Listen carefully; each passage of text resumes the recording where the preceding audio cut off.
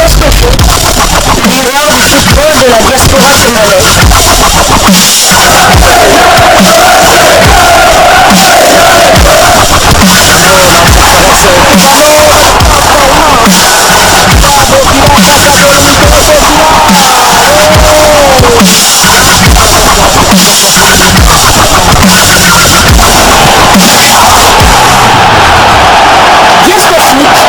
Le miroir du football de la diaspora congolaise. Vous êtes sur Diasco Foot, le miroir du football de la diaspora congolaise. Diasco Foot vous dit bonjour, tout plaisir est pour nous de vous retrouver, mais surtout de savoir que vous êtes nombreux en train de suivre votre chaîne YouTube dédiée uniquement aux footballeurs de la diaspora congolaise. Time is up, c'est l'heure de partager avec vous quelques news que nous avons pu récolter pour vous, des news concernant certains de nos internationaux ou des binationaux qui se sont illustrés dans leurs clubs respectifs. Et pour le numéro d'aujourd'hui, nous allons le débuter en Turquie où l'on jouait le deuxième tour de qualification pour les phases de groupe de la Ligue des champions européenne. L'international congolais Cédric Bakambu et son club Galatasaray qualifié. Galatasaray assure l'essentiel en l'emportant sur la plus petite démarche face au club de Zalgiris Vilnius. Score final 1-0. Et Galatasaray, après cette belle victoire, va affronter l'Olympia Ljubljana. Ce match sera pour le compte du troisième tour préliminaire de la même compétition. Monté à la 78e minute de jeu, l'international congolais Cédric Bakambu a fait ses débuts officiels avec le club turc. Cédric Bakambu a donc porté à 18 minutes son temps de jeu sur les 97 minutes possibles. Il a donc participé à son tout premier match avec le club turc. Prochain rendez-vous pour Galatasaray, ce sera pour le compte du troisième tour aller de qualification pour les phases de groupe de la Ligue des champions européenne et le déplacement sur le terrain de l'Olympia Ljubljana. Ce match est prévu pour le mercredi 9 août 2023. L'heure restant à définir.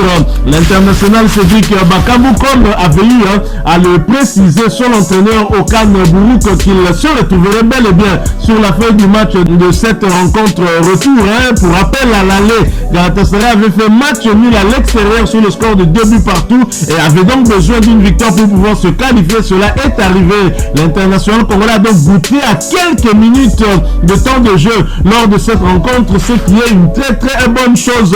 Le temps pour lui de très vite s'adapter. Je sais qu'il n'a pas besoin de temps d'adaptation. Le football turc, il connaît puisqu'il a déjà évolué dans le championnat turc, dans le club de Bursaspor. C'est une très bonne chose que de le voir jouer la Champions League, une compétition qui lui tenait à cœur et qui lui manquait en tout cas, puisque du côté de Villarreal, Cédric Bakambu a eu à disputer une compétition intercontinentale en Europe, mais c'était l'Europa League.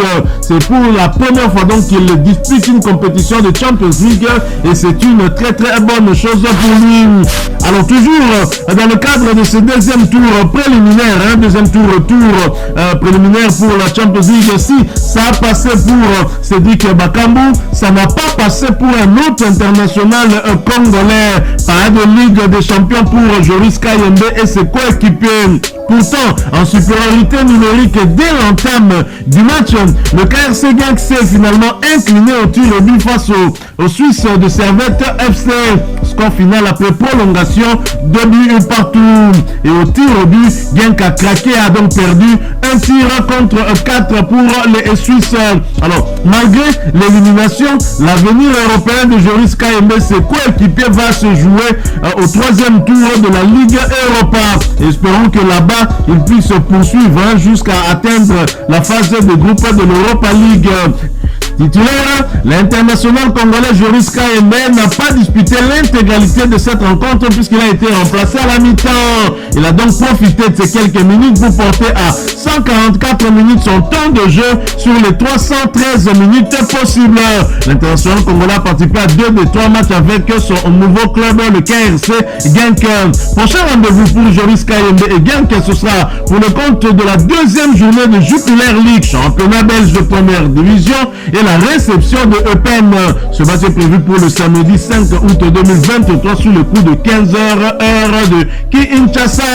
Nous quittons la Belgique, mais nous n'allons pas très loin puisque nous allons du côté de l'Hexagone, en France voisine, pour parler d'un match amical de pré-saison où l'international congolais Chancel Mbemba Mangoulou, l'homme du boulot Palais Boulot et son club de l'Olympique de Marseille ont été défaits à domicile. L'Olympique de Marseille s'est incliné à domicile pour son dernier match amical de pré-saison face au club allemand de Bayer Leverkusen. Score final 1-2. Chancel Mbemba Mangoulou, comme d'habitude, depuis l'arrivée de Marcelino, n'a pas débuté cette rencontre, mais il a fait sa montée en jeu à la 46e minute de jeu. A noter que le demi-dieu congolais, le capitaine de l'OPA de la RDC, a fait une bonne prestation lorsqu'il a fait son entrée en jeu. Le prochain match des Olympiens sera face au club grec de Panathinaikos dans le cadre du 3e tour préliminaire de la Ligue des Champions sous le coup de 19h de Kinshasa. Chancel Mbemba Mangoulou, qui n'a pas encore été titularisé depuis l'arrivée de Marcelino. Inquiétude et interrogation du côté des Congolais. Chancel Mbemba répond toujours présent au rendez-vous. L'essentiel est qu'il se comporte bien lorsqu'il a justement la confiance de son entraîneur, lorsqu'il lui accorde ces quelques minutes en termes de temps de jeu. Chancel Mbemba Mangoulou, qui ont eu à affronter un club du niveau de Ligue des Champions mais perdre à domicile.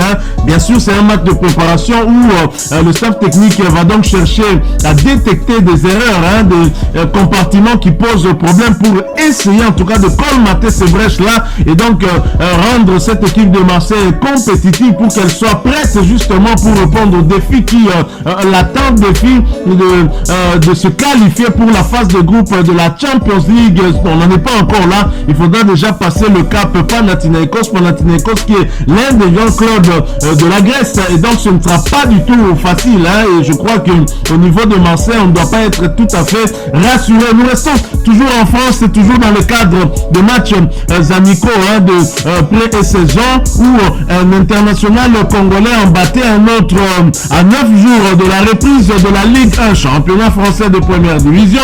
Le FC Lorient et Gédéon Kaloulou ainsi que le FC Nantes de Samuel Moutoussamy s'affrontaient hier soir en amical. La rencontre a tourné à l'avantage de l'Orientais qui l'ont emporté sur le score de 3-1. Les internationaux congolais Gédéon Kaloulou et Samuel Moutoussamy étaient tous titulaires avant de céder leur place à la pause.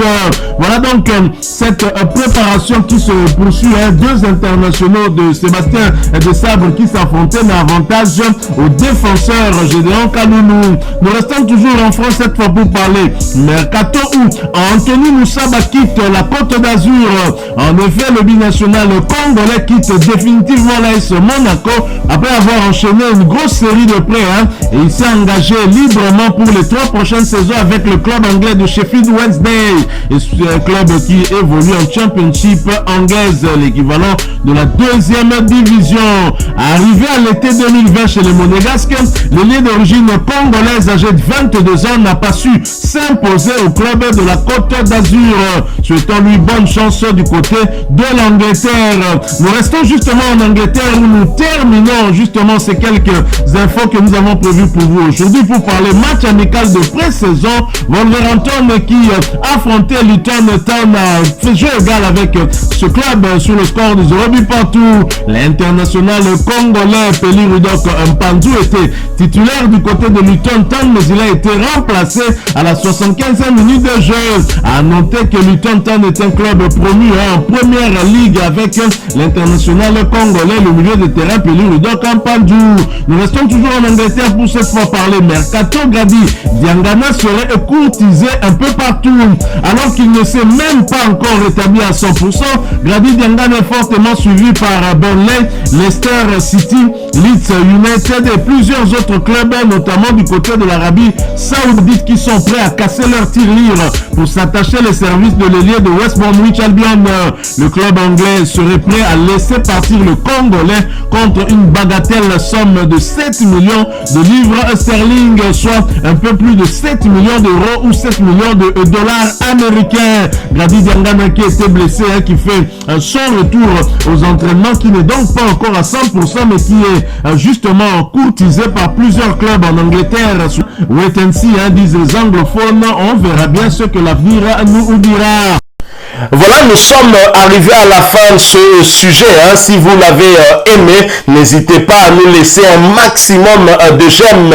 N'hésitez pas non plus à partager avec nous votre opinion. Si vous en avez une par rapport au sujet que nous venons de vous proposer, laissez-la nous à travers un commentaire. Abonnez-vous si vous êtes nouveau ou ancien, que vous ne vous êtes pas encore abonné sur cette chaîne Diasco Foot, parce que nous sommes le miroir du football de la diaspora congolaise. Et n'oubliez pas qu'en vous abonnant apparaîtra une petite cloche de notification.